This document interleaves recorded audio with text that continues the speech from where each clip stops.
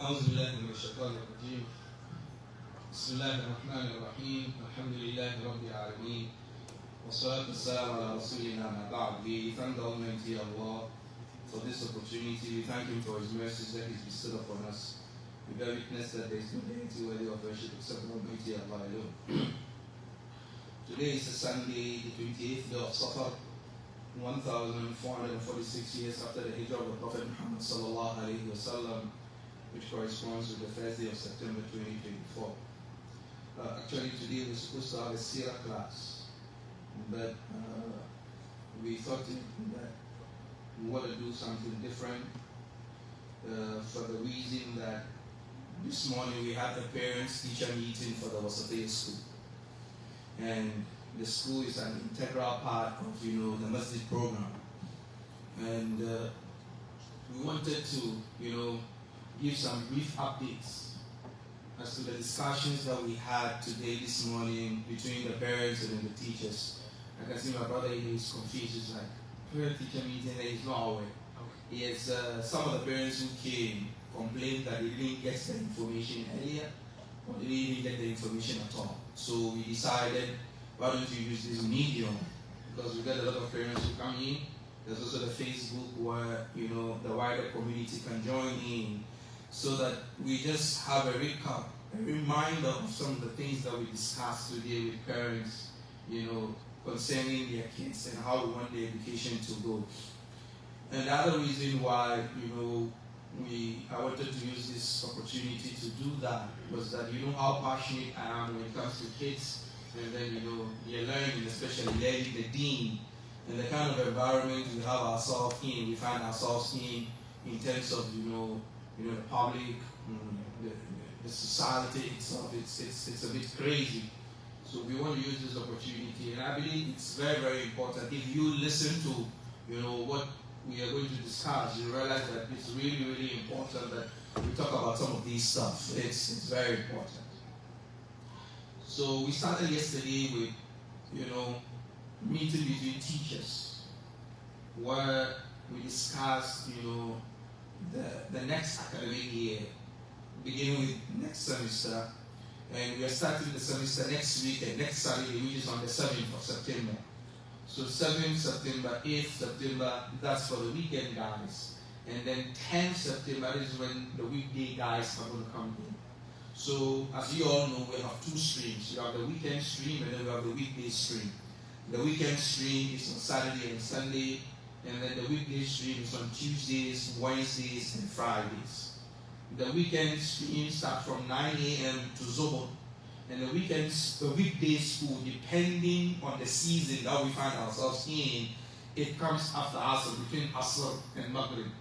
So if Asr now we pray around 5 o'clock or 4:55, then the weekday school is going to be after Asr, so tentatively around 5:30 to 7:30.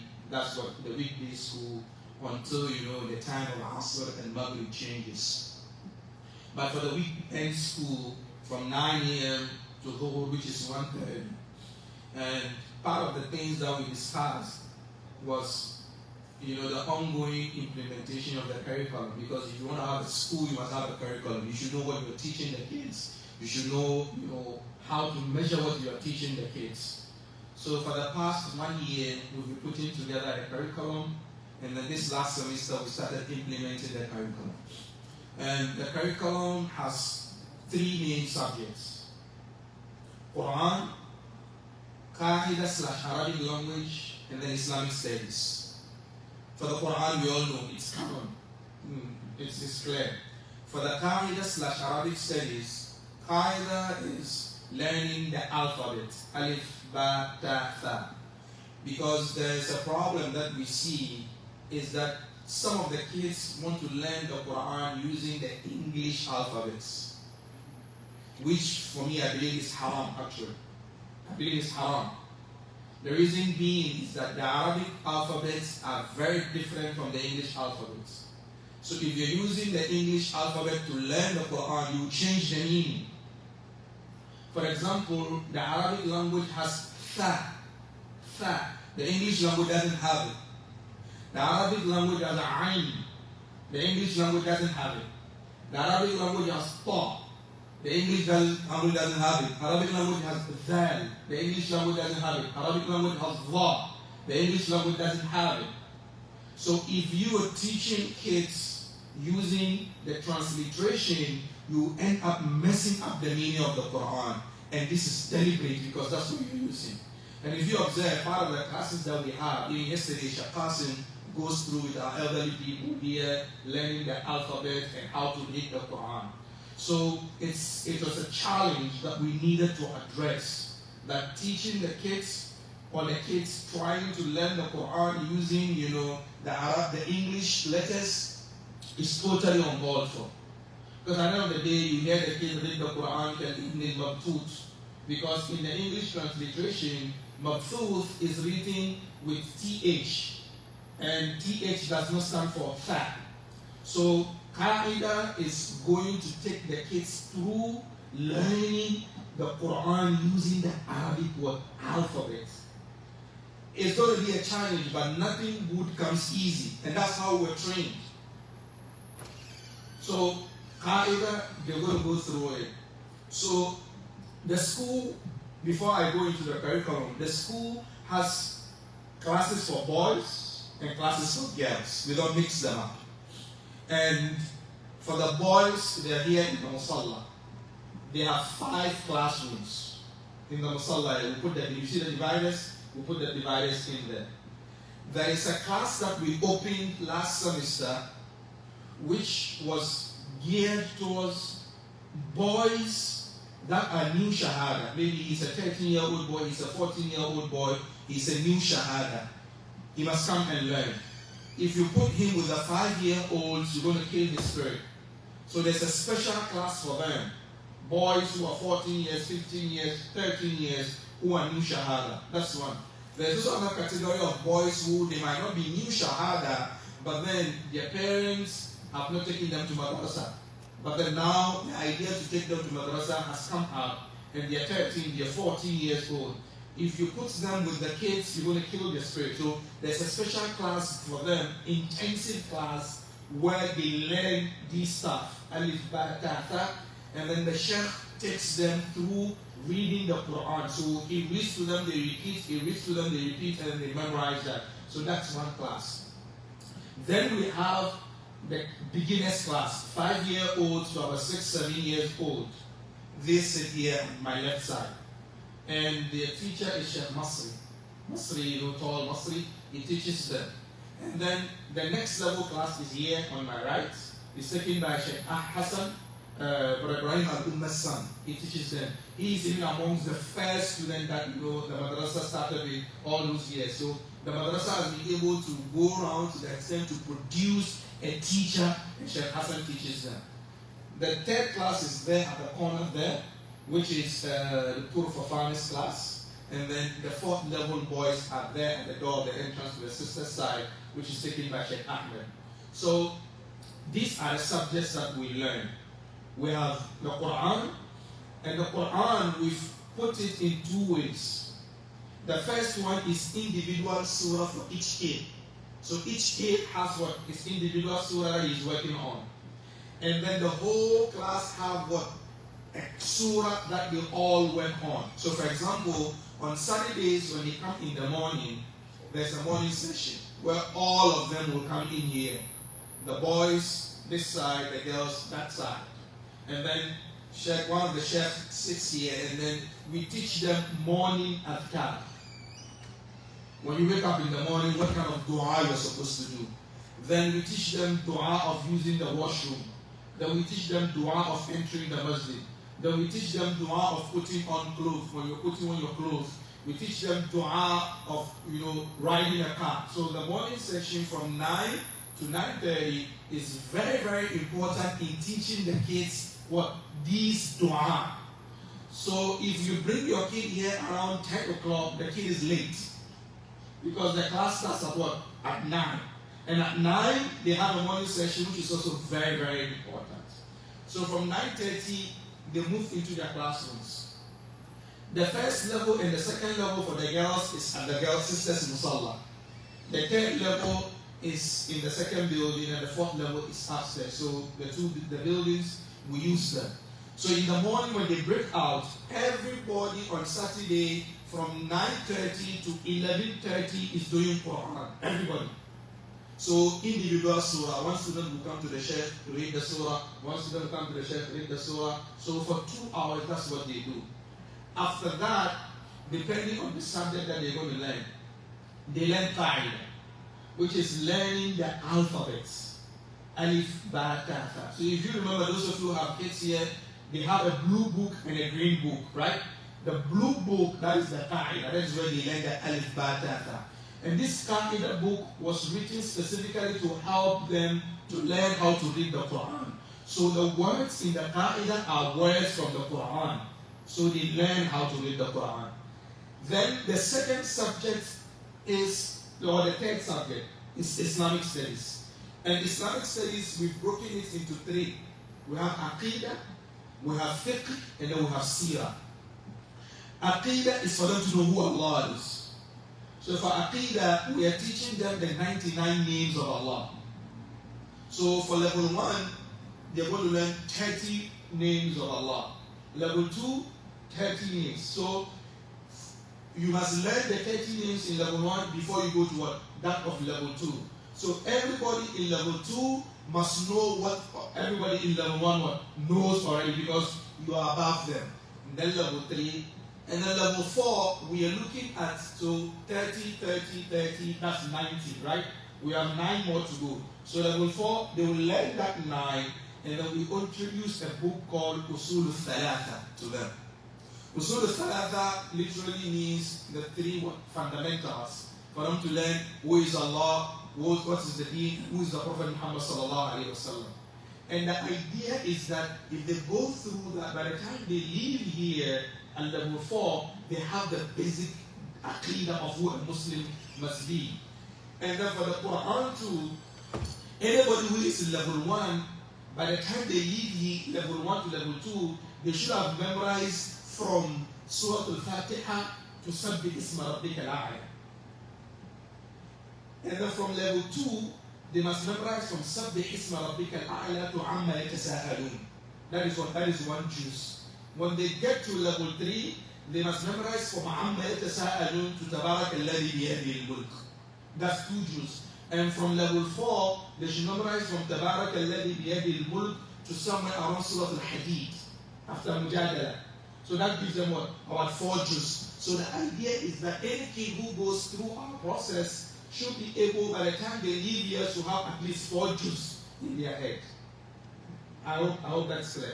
So that is what we are looking at for the Quran. And then for the Qaida, level 1, they are learning the alphabets. Level 2, they go up a bit. By level 3, they should finish the Qaida, and then they will start basic conversations in the Arabic language. Sabah al-Khair, Kayf al-Hal, Anta min Ayn, and all that stuff. By the time they get to level 4, they should be starting something on Arabic grammar. Because without learning the Arabic language, you will not understand the Quran, neither will you understand the hadith of the Prophet Muhammad sallallahu alaihi wasallam. So this has to do with Qaida and the Arabic language. Then the next one is the Islamic studies. The Islamic studies, I said, we broke them down into 3. The first one is Aqidah, as I said. The second one is Seerah of the Prophet Muhammad sallallahu alaihi wasallam. So anybody in level 1, they're going to learn from the birth of the Prophet Muhammad sallallahu alaihi wasallam until when he was given prophethood. Those in level 2 are going to learn from the prophethood of the Prophet Muhammad sallallahu alaihi wasallam to his hijrah. Those in level 3 are going to learn from the hijrah to the death of the Prophet Muhammad sallallahu alaihi wasallam. And those in level 4, they're going to learn the history of Abu Bakr, Umar, Uthman, and Ali. So by the time a student graduates from our program, he should be able to know the seerah of the Prophet Muhammad sallallahu alaihi wasallam from A to Z, and also know the seerah of Abu Bakr, Umar, Uthman, and Ali. So this is with the seerah. For the fiqh, we're looking at, for the beginners, basic etiquettes, how to use the washroom. Because sometimes, with all due respect, some of the parents themselves don't know how to use the washroom Islamically. Sometimes you're going to watch and you hear someone, he's out. doesn't take his time. And the Prophet Muhammad sallallahu alaihi wasallam, there is an authentic narration where he went to the Maqbara, the graveyard, and then he took a branch and then he broke it into two and then he put it on two graves. And then he told the Sahaba, these guys in the graves, they're being punished. And one of them is an Namam. He goes about telling tales, lying, trying to put people, smear them. And then the other one, la yastatiru min al-bawl. He doesn't cover himself and take his time when he goes into the washroom. And sometimes you observe that some of even the elderly people, when they come, they go straight into the washroom. You can see there's no dua of going to the washroom. Churr, he goes because he's already tightened up. Churr, he goes and then churr, he does whatever he wants to do. And sometimes you realize that someone goes into the washroom and then there's no water. Because he didn't take a kettle in there, he expects a kettle to be in there. So there are etiquettes of going to the washroom. And then etiquettes of what? Going to sleep. Because the Prophet taught us, if you go to sleep, there's dua that you must do. And there's how you're supposed to sleep. We're going to teach that to the kids. And then we're going to talk about wudu. And the nullifiers of wudu. What are some of the things that nullify the wudu? We need to teach the kids that they must know that. And the parents themselves must know that. And then from there we go to salah, how to pray, practical salah. And with all due respect, sometimes I stand behind in the saf and then I see that some of the parents or some of us who come to the masjid, we don't know how to do ruku, we have to learn it. Some of us don't know how to do sujood. Some of us don't even know how to sit, the sitting of the salah. And if you observe all the ahadith of the Prophet Muhammad sallallahu alaihi wasallam, they were practical ahadith, and that's how the Sahaba taught the Tabi'in, and that's how salah was taught to us. So we're going to have a practical way of doing salah. From salah, they go to fasting, Ramadan. How are they going to fast? The types of fasting that we have, the significance of fasting, they're going to go through that. And then they're going to go through Hajj. What is Hajj? What are the types of Hajj you go through? And then for the girls, we put in the curriculum something that is feminine in nature. You know, the sisters, they have their monthly visitor. We need to teach the girls that. So it's also something that the girls are going to learn. And even the boys are going to learn issues about gender. When he sleeps and then he emits, semen in his dream, what is he going to do? They don't know about that.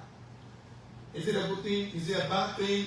We need to teach them that. So that's the fiqh aspect of it. So that's what we talk about generally in terms of what the curriculum. And then there's one thing we're going to add, which is khuluqun azim, which is the sublime character, which is to observe that it's not only our learning the Quran and the Hadith.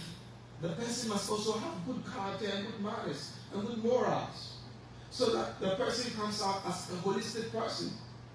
That the kid will come and then he meets his teacher, come in and there's no salam. He doesn't know that he must say salam alaikum. He doesn't know he must greet. These are all things that, we're putting in there for the kids to know that, no, when you come home, you say salam alaikum to dad, salam alaikum dad, salam alaikum mom. You need to do that. When your parents come in, daddy, you're welcome. If the dad is holding some stuff, you take it from the parents. And you need to respect the parents. All these are stuff that we've been doing, but then we want to reinforce it. And the other aspect of it is also that how to talk. Because sometimes some of the kids, they don't know how to talk. They don't know. They talk to you anyhow. They take you as if you are equal with them. We are not equal. Understand that. In our deen, we have elderly ones, and then we have younger ones. This is in our deen. Wherever the kuffar are, where they don't have that values, we have those values. And then we need to what? We need to teach the kids these values. And it's very, very, very important. So that's also another aspect of it. Now for the general rules that we spoke about concerning, that the madrasa is about lateness. It's very, very important. Now, as at 9:15, we'll be closing the doors. If your kid is not here by 9:15, then don't bring them. Because we realize that a lot of the parents think that this place is just, a daycare for them to come and drop their kids anytime they want and come and pick them up anytime they want. No, this is no longer going to continue. It's been a challenge we've been facing, but now we're going to reinforce it. We're going to make sure. And that's one. Number two, when you bring your kids, please don't drop them on Hoffman Avenue. Come in, park, and make sure your kids enter the school. Because you are going to be held responsible for any kid that you leave or not on Hoffman Avenue. Let me tell you what happened. There are two boys who study here, and their brother frequents this masjid. For a month, I didn't see them. So one day, I asked the brother, on a Friday, I asked him, after we seeing these boys, what's going on? He said, no, they come. And then he calls their mom, and the mom says, yes, she's been dropping them. I said, no, I've not seen them for a month. Because we have registered where we take attendance for the kids. And these kids have not been coming for a month. So okay, no problem. On Saturday, they came, and I asked them, why have you not been coming for the past 1 month? Oh, Chef, I've been working, and that's why I've not been coming. I said, no, you're lying. And I told him, I was with your brother yesterday, we called your mom, and your mom says she comes and then she drops you off. What happens when she drops them off on Hoffman Avenue, and then she goes, they take their time on either to go on the 58th Street, on 57th Street, and then they go about their business. They don't come to the madrasa. So if you leave them on Hoffman Avenue, you've given them to Hoffman Avenue. You've not given them to us, the madrasa, to take care of them. So please, when you come, bring the kids to the madrasa. Come and park in the parking lot. Alhamdulillah, we've been blessed with the parking lot. Park in the parking lot. Don't park at the entrance. You'll be blocking traffic. Go and park in the parking lot and then bring them in. Afterwards, you go take your car and then you move. That's it. And then when we close and then you come to pick them up, don't park at the entrance coming in to pick them up. No. Park in the parking lot and then come and pick them up. It's for our own safety and everybody's safety. So that's with lateness. The other thing has to do with the discipline in the school, which we spoke about, which has to do with the policies of the school. Number one, no phones. Keep the phones in the house. That's it. And if by any means maybe you don't drop your kids, they come by themselves. If you have to be on the phone, we are going to take the phones until we close. When we close, we give the phones back to them. If you need to call your kids, call the Masjid line. 215-747-1700. That's the Masjid line. 215-747-1700. That's the Masjid line. If you go to our website, Wasatiya2.org, you find the number of the Masjid there. If for any reason you have to pick your kids early, call us and let us know. Sometimes some of the parents, they will call the kids there in the parking lot. Come and let's go. No, you don't do that. That's like you're stealing the kids. They're your kids. If you need to take them, come to the office. Oh, Assalamu alaikum, Chef. My kid is so and so and so. And then we have something. You let us know prior, even in the morning when you come and drop them. Oh, Chef, my kid, I need them at this time, 12 o'clock. I'll come and pick them up. You let us know. But then you bring them in and then you hide in the parking lot. Some of you hide at Hoffman Avenue and then you call them and the kids want to sneak out. We'll find them because it's very disrespectful if you do that. The other thing has to do no phone policy. That's it. Number two, the uniform is white kufi and white jilbab for the boys and full black abaya for the girls. And we have a challenge with the hairstyle that the boys do. This semester onwards, no dreadlocks, no braids, no bushy hair. Some of the boys, they come here, their hair, if you see, you think it's like a zoo, where you have monkeys and cockroaches and roaches playing in their hair. It's not going to be tolerated. We fight and fight and fight, but this time we're going to what? We're going to implement it, we're going to enforce it. So the hair, you're going to have a clean hair. No, we don't care what you believe in. So long as you want to be with us in this madrasa, this is our rule. And for the girls too, some of them have weave on. If your girl comes here with extra hair, we are not going to accept her. If your daughter comes here with extended eyelashes, we are not going to accept her. If your daughter comes here with long artificial nails, we're going to accept them because all these things are haram. And we must not condone haram when we are teaching the kids what? Islam. So you need to fix that before you come in here. It's very, very clear. Don't come and give us headache. If you know you are fond of putting hair extensions on the head of your daughter, take it off before you bring them. If you know you are fond of putting extended eyelashes on your daughter, take it off before you bring her. If your daughter has extended, nails, take it off before you bring her, because we have all this going on. There was a girl who came with extended nails. And I said, what happened? She said, I had it for my birthday. Really?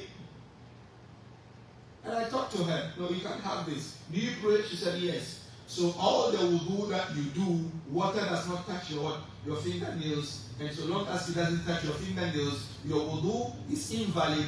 And if your wudu is invalid, your salah is also what? Is invalid. So long as you have it on you, your salah is invalid.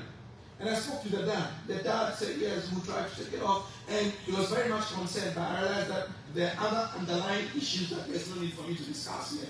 But then, the most important thing for us is that these are our policies and everybody must be compliant. The other part of it too is that there is no back and forth with any of our teachers. The student must understand this. It's very, very clear. You have no back and forth with the teacher. Even if you are 5,000% right and the teacher is 5,000% wrong, if you have an issue, no back and forth with the teacher. Keep quiet and sit down.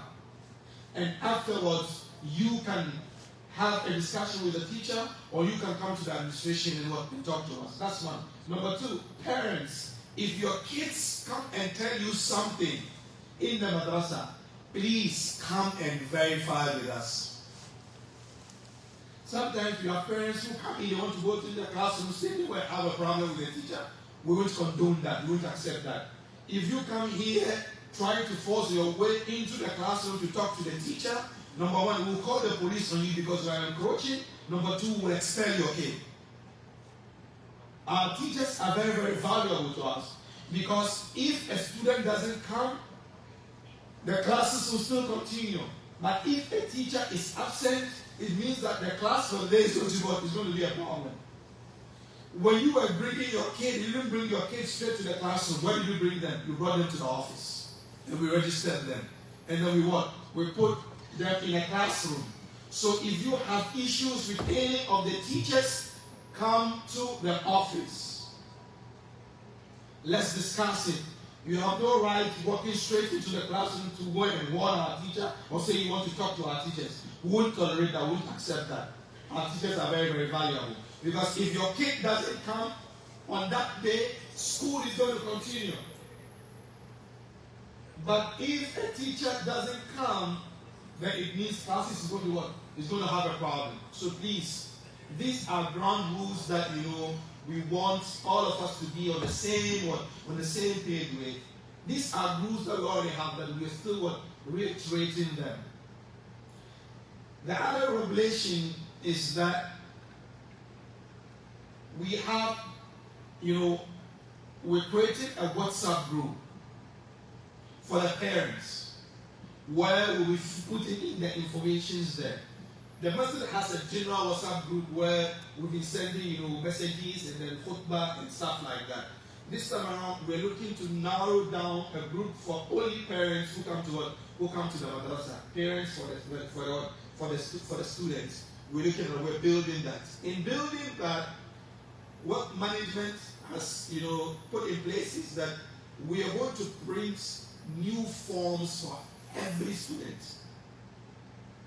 Every student is going to, and hopefully by Wednesday the forms should be ready.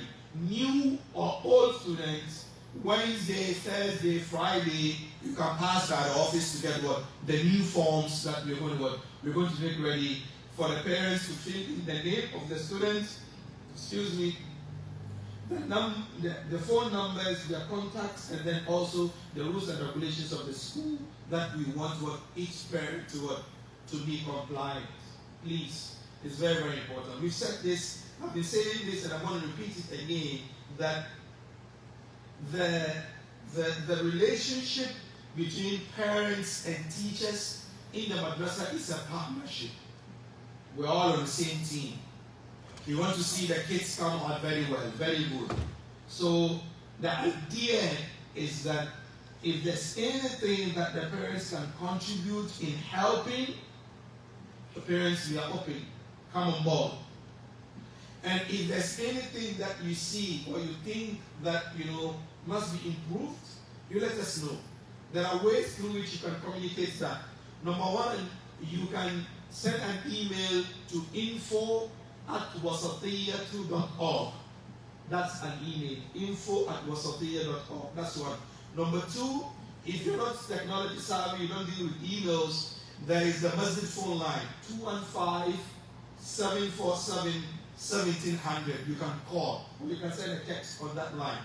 If that is also not possible, the office is there. Anytime I'm around, you can come in. Brother Salim, Brother Nasser, Sheikh Had Salam, and any of the Shura members that you see, you can come. Sheikh Noor, Sheikh Qasim, any of us that you see and you have a consent, you can present it, because we believe that it's a way that we can make things to improve and be better. For this semester, the fee is $200. Okay. Something about this story.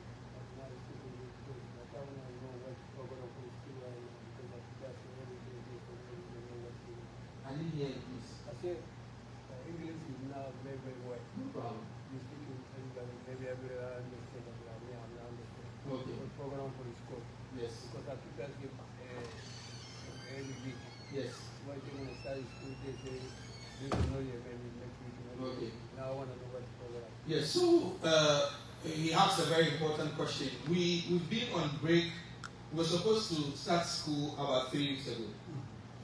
But then part of the reformation that we were doing was that we wanted to meet the standards of the state and the federal government in terms of taking care of kids.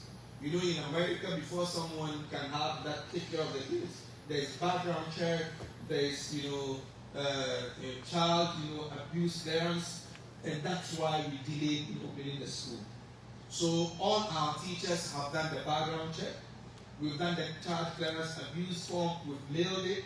That is why, inshallah, we're opening the school on next week Saturday. So it's something. Thank you very much for the question that I needed to speak about. That we needed to do that in terms of in terms of compliance. That we needed to do that. So that's why we delayed in opening the school. So the school is starting on the 7th of September, next week Saturday, for those in the weekend school. But for those in the weekday school, like Nyame, she is coming on the 10th, Tuesday, Wednesday, and Friday as usual. Question answered? Inshallah. Yes. What time for the weekdays? The weekdays? What time?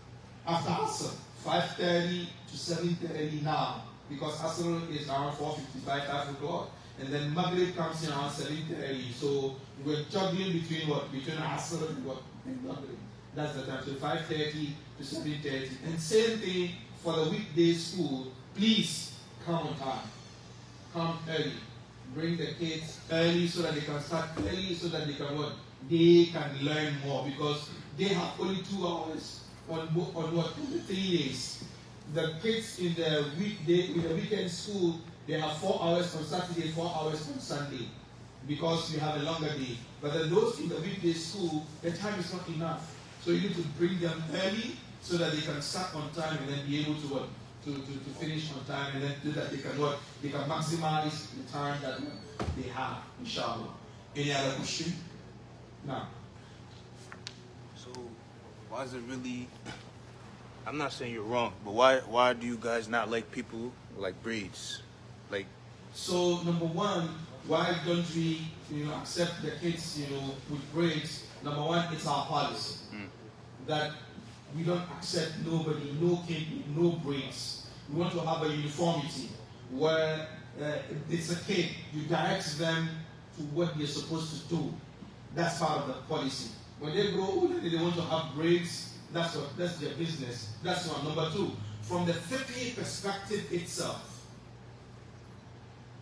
braids, you pick it from the cultural aspect of it. Fine, there's hadith in Tirmidhi where the Prophet Muhammad sallallahu alaihi wasallam had braids on. It's an authentic hadith. In the Hijrah, when he entered Medina, you saw him with braids on his head. But the question that the scholars are asking is that did he have the braids on him because it's Muhammad sallallahu alaihi wasallam Rasulullah, or because it's Muhammad ibn Abdullah the Arab man? It's because it's Muhammad ibn Abdullah the Arab man, not because it's Muhammad sallallahu alaihi wasallam. How do you get it? So there are things that the Prophet Muhammad sallallahu alaihi wasallam did as an Arab man, and there are things that he did as what a messenger of the Almighty. We are forced to copy him in everything that he did as the messenger of the Almighty Allah. But then we are obliged to copy him in everything that he did as what? As a human being. For example, the Prophet ﷺ was not using spoons and cutlery to eat. So if we say that everybody must use their fingers to eat, does that make it bigger for us to use spoons and cutlery? No. The Prophet Muhammad ﷺ, when he was eating, he used only these three fingers to eat. Why? Because that is the kind of food that he can use the fingers to eat. Now, you can't eat rice with these three fingers. Can you? No. So, there are things that the Prophet Muhammad ﷺ did that he did it because he is an Arab man and that is culture. For example, when he was in Medina, food was brought to him. And then he was about to eat, and Aisha or one of the wives said, Ya Rasulullah, it is this kind of food. And he said, no, I'm not going to eat it. And the Sahaba asked him, Ya Rasulullah, is it haram? He said, no, it's not haram. But I'm from Mecca and then we don't eat this kind of food. It's not our staple food. It's not a food that we know. So we can see from that he refrained from eating that food because his culture from Mecca is not something that they know from. For example, if I ask you cocktail, you know cocktail? No, you don't know. You don't know cocktail. Because it's not from where you are. Okay? There is a brother I won't mention, I think last week we were eating cocktail. He was like, nah, he can't. And then he ran away, he had to spit it out. So, there are things from the life of the Prophet Muhammad ﷺ that are what? That are his culture as an Arab man. Now, if I want to copy the Prophet Muhammad ﷺ in that regard, now I have to look at my culture. How is that thing being looked like? For example, braids in the culture that I come from is for women. From the culture that I come from, braids is for women. If I go to Accra today with braids on my head, they will send me to the mental hospital. They say, Kish is mad, he's crazy. Because in the culture that we grow up from, and those of us who are predominantly from West Africa here, braids is for who? It's for women. But then the Prophet Muhammad ﷺ had braids on in Mecca. Why? Because in their culture, braid is for what? Men can have what? Can have braids. But in the culture that I am from, braids is for what? Is for what? Women. So now the question here is, when the Prophet Muhammad ﷺ had the braids on, if it is a wahi or a deen or a legislation from the Almighty Allah, then it means that males can have what? Braids. But so long as it's not what a legislation from the Almighty Allah. Now we come into our local what? Our cultures, and then we look at it. For example, we have a lot of brothers with izar here, right? They tie their wrapper around their waist. If you go to my culture, this is women dressing. You will find no imam in Gao or Bamako or Niamey or Bogadugu or Abidjan or Kano tying a wrapper to lead the salah. Because that is not our culture. Because that is what is women dressing in our culture. If I go to Accra today with a wrapper around my waist, it's going to be a problem. They're like, no, what's going on with Sheikh? What happened to you? If you go to Nigeria, the northern part of Nigeria, the wrapper is a woman dressing. But then if you go to the southwest part of Nigeria, to Igbo land or to even Yoruba land, the wrapper is what? It's part of male dressing. So here, people's culture also plays a role. So in the Sharia, in fiqh, we have a maxim that says, Al-Ada Muhakkama. People's cultures are a source of law. So for example, someone can't come from somewhere and they come and give fatwa here. It's not right, because he doesn't understand the cultures of the people. He might end up saying something is haram when actually it's not haram for them. For example, earrings. In the culture that I'm coming from is women what? Women dressing. But then if you go to the Maya civilization in South America, earrings is what? Is male dressing. So that's why running away from all this back and forth, we thought that no braids for the boys, no dreadlocks for the boys. Come in with a clean, haircut, or even if you want to grow a head as how you've grown your hair, make it look nice. Comb it. Some of the boys, their hair, it looks like roaches and bugs are in there because they don't comb the hair, they don't wash it because they want to eventually have what? Grow dreadlocks, which we're saying no. Apart from that too, it's part of the sunnah of the Prophet Muhammad sallallahu alaihi wasallam to have a comb where he combs his hair. So if you want to grow your hair, it's not haram. But then comb it, make it look neat, make it look presentable, make it look tidy. And even if you have a hair to the extent that you can tie it, do it. There's no problem with that. That's for us me. But then the issue of the braids is a controversial issue. The issue of the dreadlocks is a controversial issue. So running away from it, we say, come with what? Come with your hair, normal for the boys. And for the girls, of course, you can't take off their hijab to see what they're doing. But then you can see if a girl has what? Weave extensions on. For that one, there is no debate amongst Muslim scholars. It's totally haram for them to have the weave on, for them to have the eyelashes, for them to have the extended nails. So what we are trying to do also is try to put in the kids some sense of compliance and discipline and some sense of appearance. For example, wallahi, appearance really counts a lot. If you dress presentable, wallahi, the Almighty Allah is going to open doors for you and people are going to respect you. But then if you dress anyhow, it's going to be a problem. Especially in the country that we find ourselves in. Sometimes the police look at you and profile you based on the dressing that you are in. They look at you, they say, no, this guy is a Muslim, he has some problems. He's not going to give us issues. So we want our kids to grow in that mold where, they don't dress anyhow. They have this sense of, urgency, this sense of importance, because it's very, very, very important for us to have, that what would I say, that uniformity in terms of who we are and how. When they grow old and then they want to do whatever they want to do, then that's their business. But then within the confines of the madrasa that we find ourselves in, this is our rules. You won't come here with dreadlocks, don't come here with braids, as a student. No. Come here with a haircut, come here, you're going to grow your hair fine. Put it in a way that you can comb it, it's going to present. Some of the boys, they comb their hair, they come here with, a lot of hair, but then you can see that it's presentable. But then sometimes some of the boys, if they take off their kufi, it becomes a whole problem. Some of the boys, they want to be smart. You know what they do? They wipe ear clean, and then they leave something down on their head. If you see their head, they look at the head of a chicken, crocodiles. No, it is called kaza. And the Prophet Muhammad explicitly forbidden. It's haram for you to cut the part of here and then cut the part of here and then leave it. The Prophet Muhammad said, cut it all or leave it all to grow. But then to cut a piece and leave a piece, the Prophet Muhammad explicitly warned against it. And sometimes you see elderly people do it. Yes, this is a new fashion trend.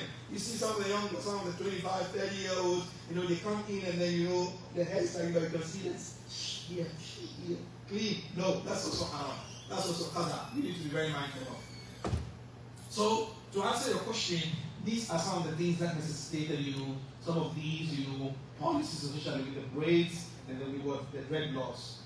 We are not looking at it from the fiqh perspective totally. we're looking at we as the madrasa, this is what we want. And if your kid is going to come here, let him come like that. When he grows older and then you want to give him the leeway to do whatever he wants to do with his hairstyle, that is his problem. Other than that, when he wants to join us, this is the compliance that we want. That everybody should come, dressed like this, looking like this. And that is also a source of discipline for them.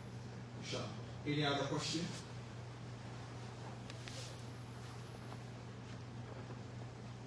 I'm talking about the fee. So the fee is $200 per child. And the semester is 3 months long. And then the way we are looking at the calendar is that we're looking at it in the way that we will not learn in Ramadan. So that we vacate for the last semester of the year just before Ramadan. Because we realize that the kids coming in Ramadan is take a toll on the teachers. For example, Sheikh Qasim, they have to teach the kids, they'll have to lead Taraweeh and stuff. And I'll have to also come and do tafsir and all those stuff. And then the teachers themselves, it's a back and forth. And then we realize within ourselves, teachers and management having a meeting that no, we need to cut it just before Ramadan, that we close just before Ramadan. So the semester, 3 months long each, $200 for each semester, for each kid.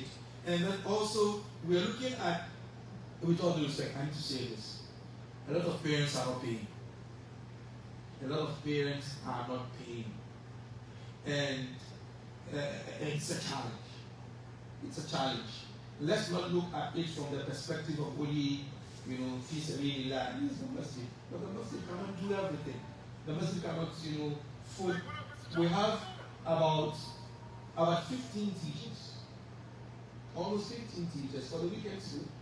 We have 5 teachers for the boys, 4 teachers for the girls. And then we have 2 extra teachers from the sisters, making it how many? Making it 11.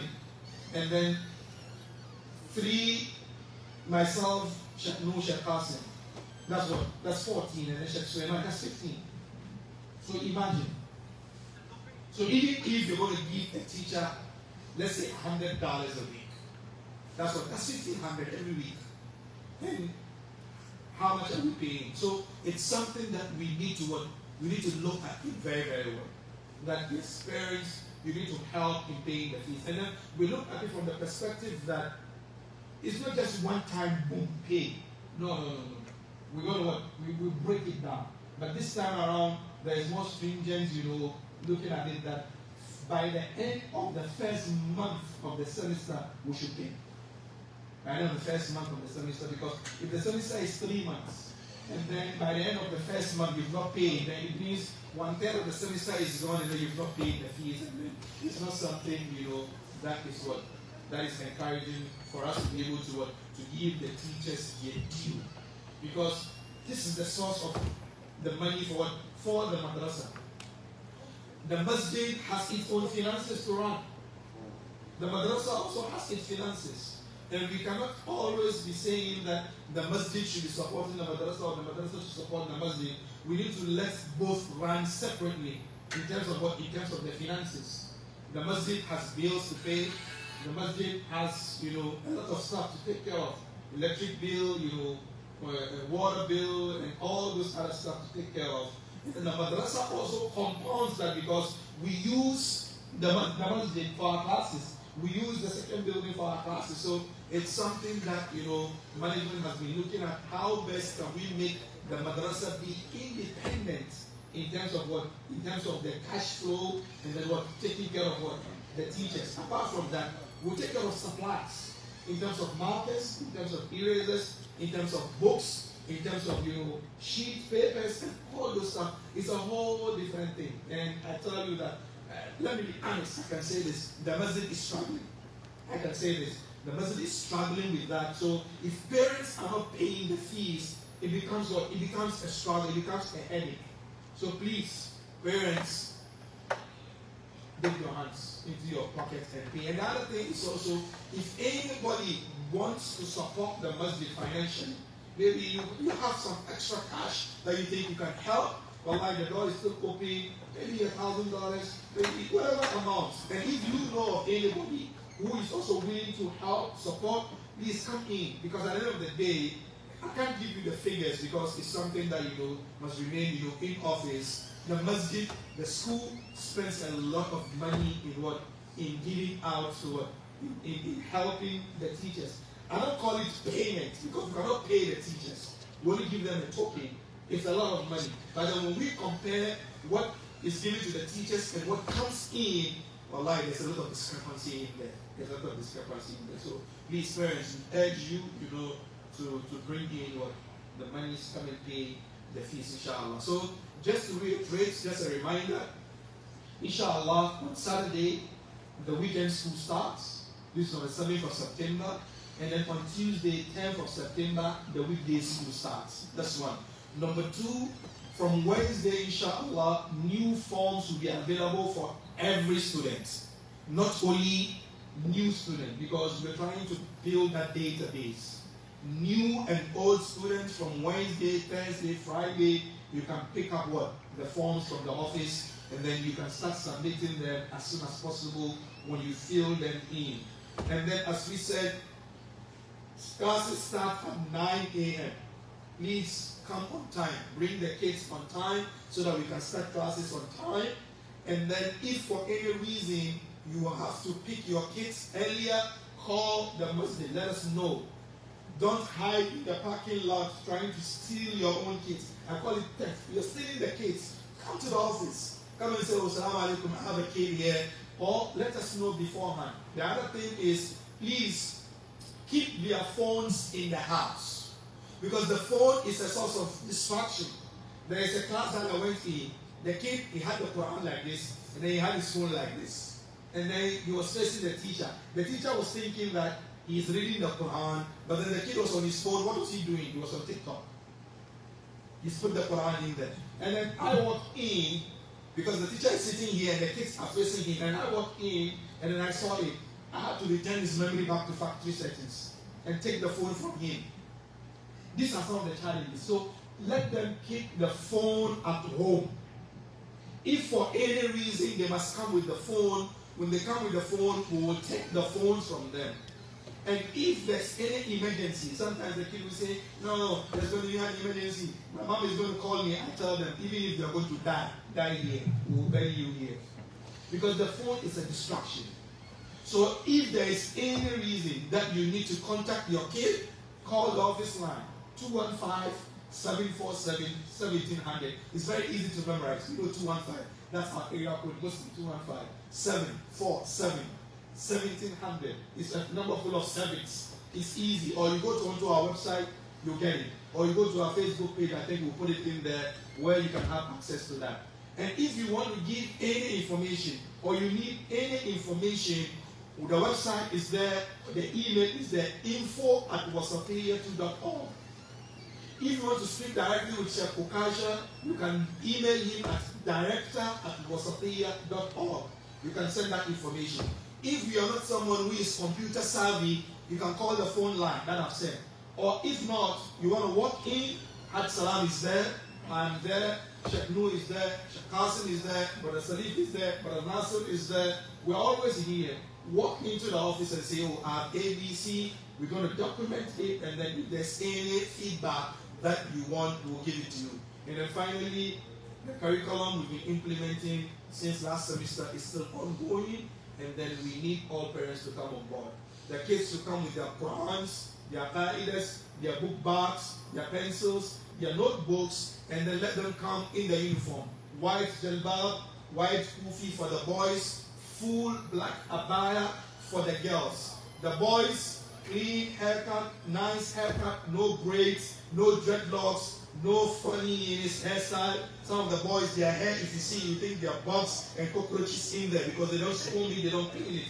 The girls, no weave-on extensions, no eyelash extensions, no nail extensions. Some of the girls, you see their nails, you think they are new witches. No, we're not going to accept that. We're going to enforce the compliance.